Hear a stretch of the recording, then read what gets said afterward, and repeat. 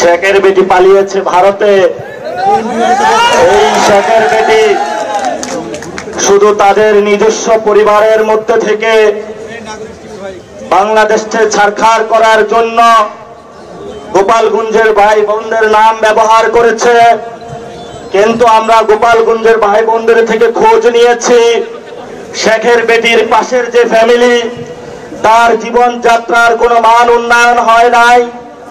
গোপালগঞ্জবাসীর বাংলাদেশে বিভিন্ন জায়গায় শুধু তাদের নাম ব্যবহার করা হয়েছে, কিন্তু বাস্তবিক ক্ষেত্রে বিভিন্ন জায়গায় গোপালগঞ্জবাসীও বঞ্চিত হয়েছে। গোপালগঞ্জবাসীও বৈষম্যের শিকার হয়েছে।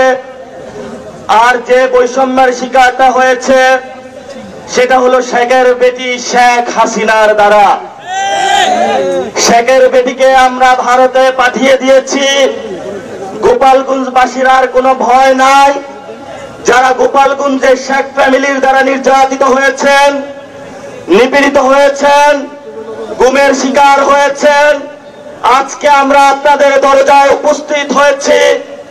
আমরা একটি নতুন বাংলাদেশ গঠনের জন্য জুলাই পদযাত্রার ডাক দিয়েছি। একটি নতুন বাংলাদেশ গঠনের জন্য আমরা একটি রাজনৈতিক দল গঠন করেছি। আমরা শেখের বেটি শেখ মুজিব ফ্যামিলির নামে বাংলাদেশে যে পরিবারতান্ত্রিক রাজনীতি হয়েছে, এই পরিবারতান্ত্রিক রাজনীতি থেকে বের হয়ে বাংলাদেশকে সত্যিকার অর্থে ভালোবেসে নতুন একটি বাংলাদেশ গঠনের অভিপ্রায়ে বাংলাদেশমুখী রাজনীতি করতে চাচ্ছি। আপনারা আমাদের সাথে থাকবেন।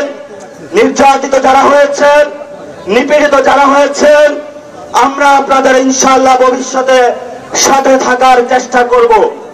দ্বিতীয়ত যে বিষয়টি, বাংলাদেশের বর্তমান পরিস্থিতিতে বগুড়া এবং গোপালগঞ্জ দুইটি বড় বড় রাজনৈতিক ক্ষেত্রে বড় অবদানের ক্ষেত্রে যেমন তাদের রয়েছে, বৈষম্যের ক্ষেত্রে তাদের নাম রয়েছে।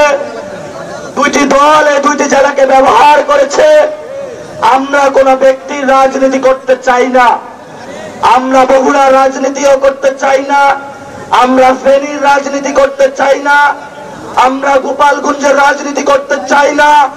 আমরা সত্যিকার অর্থে বাংলাদেশের রাজনীতি করতে চাই। এই জন্য বগুড়াবাসী, ফেনীবাসী, গোপালগঞ্জবাসী থেকে শুরু করে বাংলাদেশের লড়াইয়ে সকলকে আবেদন জানাচ্ছি, আপনারা এনসিপির ছায়াতলে আবদ্ধ হন, ভবিষ্যৎ বাংলাদেশের লড়াইয়ের সাথে থাকুন। এই তরুণ যুবা যারা একত্রিত হয়েছে, তাদের ঐক্যবদ্ধ লড়াইয়ে সাহসী প্রেরণা যোগদান করুন। 5 তারিখে যেভাবে আপনারা ঐক্যবদ্ধভাবে ছিলেন, ভবিষ্যতেও থাকবেন। এই আহ্বান শেষ করে আমি আমার বক্তব্য শেষ করছি। তবে সাথে যোগ করছি, আমাদের এখানে হামলা হয়েছে, পুলিশ নির্ভীক আকারে দাঁড়িয়েছিল। যখন হামলা করে আমাদের ভাইদেরকে মারা হয়েছে, তখন পুলিশ এসেছিল। এই ড্রামাগুলো আমরা হাসিনা বলে দেখেছি, সেই একই ড্রামা পুলিশ থেকে আমরা এখন দেখতে পাচ্ছি।